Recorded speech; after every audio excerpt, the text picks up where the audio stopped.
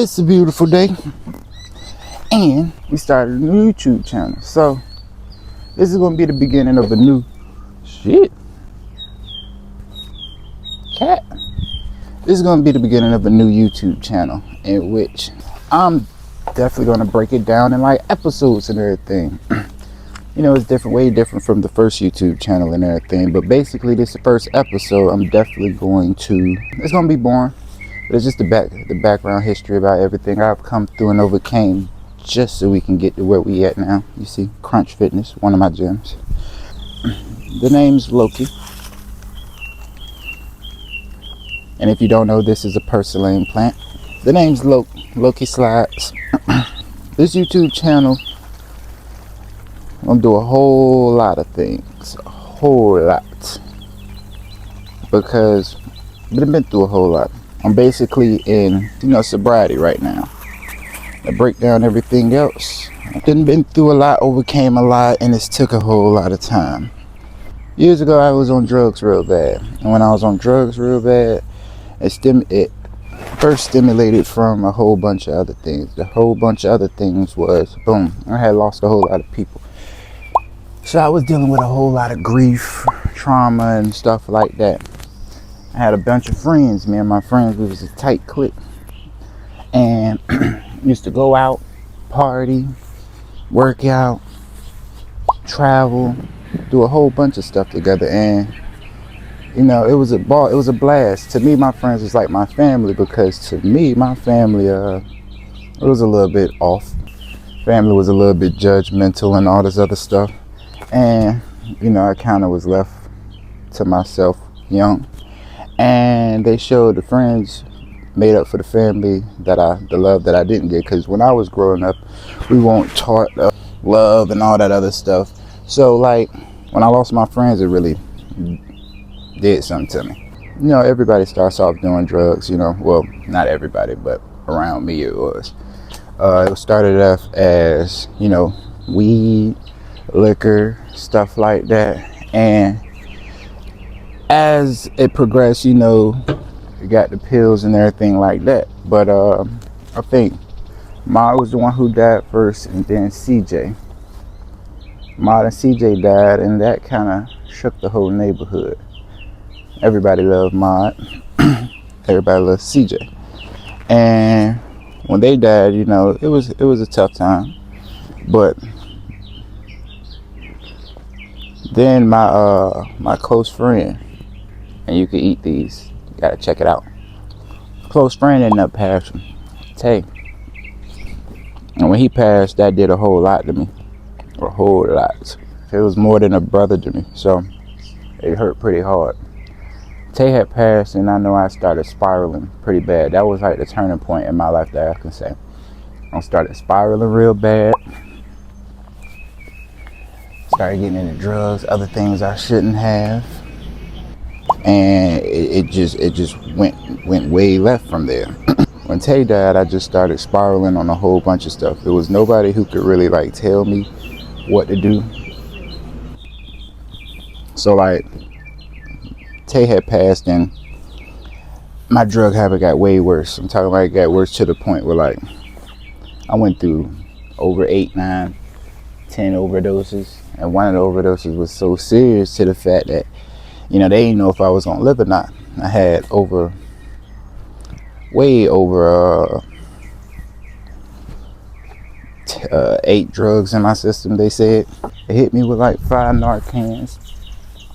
And when it hit me with the 5 Narcans and the adrenaline shot to the heart, it didn't work. And the doctor had told the nurse or whatever, this is what I'm hearing from my mama who was in the hospital, told them that the Narcan and stuff isn't gonna work because the amount of benzos I was on, they had to wait to see if I was either gonna sleep it off or I would probably pass from it because my heart rate was teetering, the life or death line. And I eventually ended up coming back. So after that happened, everybody got concerned, but I still won't hearing nobody because I was hurt. King passed. Then after King passed, Cuzzo, and then Cuzzo passed. So things just started weighing down heavier and heavier, and I just started going deeper and deeper into drugs and stuff like that. And then one day, I remember the day like it was yesterday. I was going to swap out my rentals for the job I had, and I decided to do a whole. I did some before I left, like a whole lot before I left, and that lot that I did before I left, boy, it hit me when I hit the rental place. And when I hit the rental place, after I changed the car for my job or whatever that I was working, after I switched out the car, I had went to sleep. The lady came outside. I feel like that was a warning. She came outside. Is everything okay? Yeah, I'm just tired from work and stuff like that. And she's like, okay, well, you got the rental. You can go ahead home. I said, all right, my dumb self being high. I decided to park from this parking spot to the parking spot in front of me. Went to sleep. When I went to sleep, I woke up. Guess what? Yeah, locked up. And when I was locked up, boy, started withdrawing bad. And then I remember, like, this is how I know jail.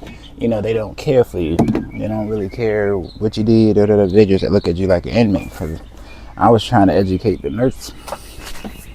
On, like, yo, I got a real benzo problem along with other things. So you got to taper me down, or I could have a heart attack and die here. She slammed the door in my face, talking about some inmate gonna tell me how to do my job. So that's how I could tell I knew jail wasn't for me. I was in there and I was talking to a few dudes who had a few different situations. My boy Joe Dirt and everything. I wish I knew his name because he helped me out a lot for when I was going through it in jail. But I was in jail, went to try to get bond twice. Couldn't get bond, got denied twice, ended up getting a public defender. Once I got the public defender, she was talking to me. She was like, yeah, what's your medical history? I said, I do drugs a whole lot. She looked up my Centera and found out I really had a problem. And she said, oh, you'll be out. I'll get you bond by Monday. I said, all right. So I got that bond Monday. Even though I didn't think I was going to get it, I was trying to explain that I had went up for bond twice. I tried to explain I went up for bond twice, but they had denied me. But she had hung up the phone. So after she hung up the phone, went to court. After a little proceeding back and forth, because they didn't want me to get out, they granted me bond $1,000. Thought I was gonna come right back with my drug pattern. So I had a decision when I was in jail.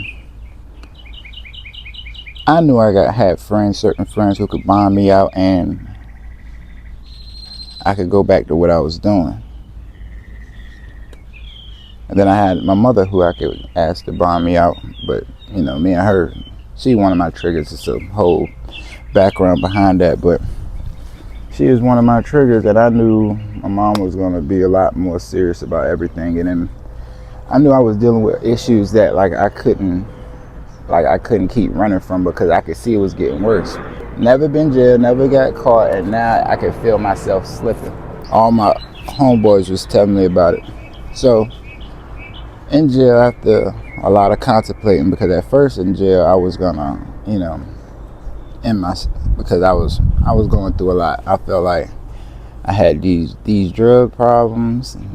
Now I got these charges in which I knew I'm gonna go away and sit down for a long time. And then I had no friend, none of my closest friends for real. So, and I was struggling. I didn't really know how to deal with grief and trauma. Like I didn't know how to deal with emotion. We weren't raised on emotion all too well. So after a lot of back and forth everything, I remember a conversation I had with Tate one time through a dream. And it was basically, I remember a time when he knew I was doing a whole lot of things back then. And I made a promise to him, one day I would get sober. I decided, okay, I'm gonna give myself a shot for Tay. Called my mom, made a little agreement, ended up going to a rehab way in Arlington. Once I went to the rehab in Arlington, it was great. It was called National Capital, and it was real good. Like, the rehab was good. Now, the Oxford House, I got a whole nother story about that. I won't get into that. But the Oxford House was way different. But the rehab was good. It really helped me out a lot. And I finished the whole program. The residency, the PHP, the IOP, and the OP. It took me about a year. And I continued with my court cases for a whole year. Then this year came, and I had to fight the court case this time. You know, during this whole time, I got people in my ear talking about some, oh dang, like, you really finna get sober just to go get locked up, you know, them charges, got it, like, everybody in my ear, like, saying I was crazy for trying to switch and change my life now because it was basically almost over. I didn't listen. I blocked out the noise and everything and just focused on me. Started my first YouTube channel with the judge scene or whatever, and he liked it and went to trial. Now, in trial, it was a white judge at first, not trying to be racist or nothing, oiling people with the same type of charges, 40, 50. I'm talking about he was oiling dudes up. So I just knew, like, when I was sitting there, I was like, boy, it was over with for me. Right before my case came up, they said, new judge, boom. It was a black lady who came up. So we argued my medical history, me continuing my rehab through this whole time or whatever. I had signed a plea for 13 months. I would just plead out to one simple possession, one possession with intent to sell and distribute. They was about to give me 13 months and everything after the whole court proceeding had happened. And the judge looked at me and said, you've been basically changed your whole life. I can't mess up the progress that you've already did. So this is what I'm going to do. I'm going to do you first charge 10 years, suspend 10. Next charge 5 years, suspend 5. I'm going to give you 3 years probation. Don't fuck this up, basically. And gave me a chance. And so ever since then, like, it's been up and up. I moved back to the city, learned how to deal with my drama and grief. And this is how I know I kind of changed, and I'm way better than what I am, because my little brother had just passed. Whew. I hate bees. This is how I know I had changed, and I was changing for the better, because my little brother had just passed, and I ain't gonna lie, that cut me a whole lot of deep. But I have a different, you know, outlook on death now. I miss him, wish he was here, but at least he ain't struggling. He ain't out here been having to deal with this, that, and the other. So, long live Op. But this YouTube channel is basically, we finna do some exploring. We finna do a whole lot of stuff. I got challenges, weight challenges, different content, like going to different states, countries, and all that. Yeah, I'm only on probation for 3 years. So this year, and then my probation is going good. They saying hopefully I might be able to get off early, because I've never failed a drug test. I got 2 jobs now. Got a nice, decent savings. I'm doing pretty good. And they know about my little brother passing and how I handle that. So hopefully I can get off within a year, pay my court fines and fees, get out of there, and we're gonna have a ball. I got a whole lot of stuff planned, and I'm just gonna use this basically as a journal to show my progress. Right now, I'm definitely on my calisthenics tip. I'm trying to make my body. I'm trying to drop my weight. In rehab, I was 265. I got a picture. You can see my face. It was puffy. Now I'm 205. See, cut. 205. Can do pull-ups, push-ups, all that. We just got calisthenics goals. On this channel, I'm gonna try to drop once a week, every Sunday. And I might do an extra video here and there, but it's gonna be basically vlog throughout the week. So just stay tuned. Like, comment, subscribe if you want to follow along. But let's get into it. I got to get back to the plants. Love y'all.